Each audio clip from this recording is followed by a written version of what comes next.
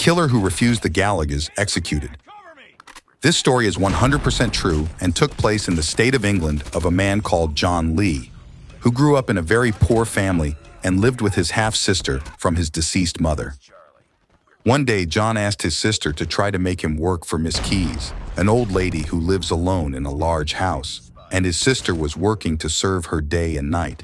And indeed, Miss Keys agreed, and John Lee began a coin in the stable and taking care of the spacious garden of the house and other small business. On the day, Miss Keys decided to fire John Lee after she accused him of stealing some of her valuables, after which John Lee worked as a servant in the royal fleet.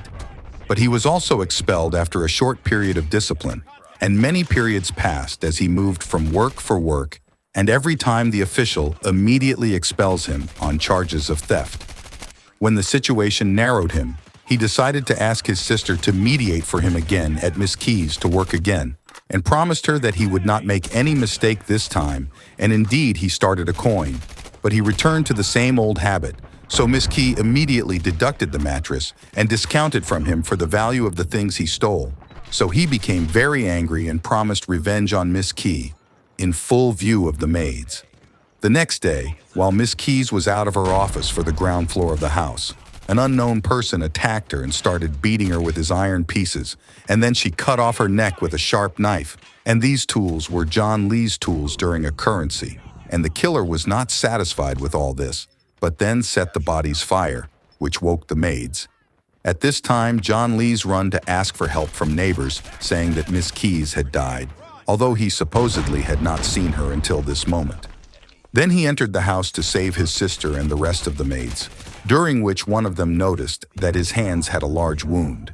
And when I asked him questions about this wound, John Lee claimed that his hands were wounded of the glass when he was trying to break the window to save his sister and the maids from the burning house. But the police and forensic investigations then proved that the window glass was broken inside and not from the outside. At the time, the court sentenced John Lee to death by hanging.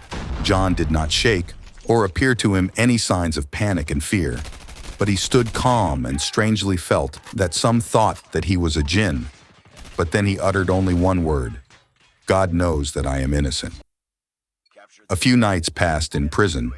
He was not talking to anyone and spending his day sitting in quiet, not interested in anything that was happening around him.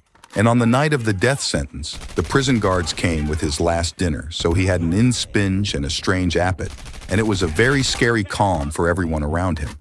And when the guards came to take him to the execution room, he did not cry or scream trying to prove his innocence, while he walked with the guards with confidence and quietly, as if he were on a walk outside the prison. And when John Lee stood in front of the Gallows, one of the guards noticed that the stick responsible for opening the bottom door from which the body falls to wrap around the execution and break the neck, do not move.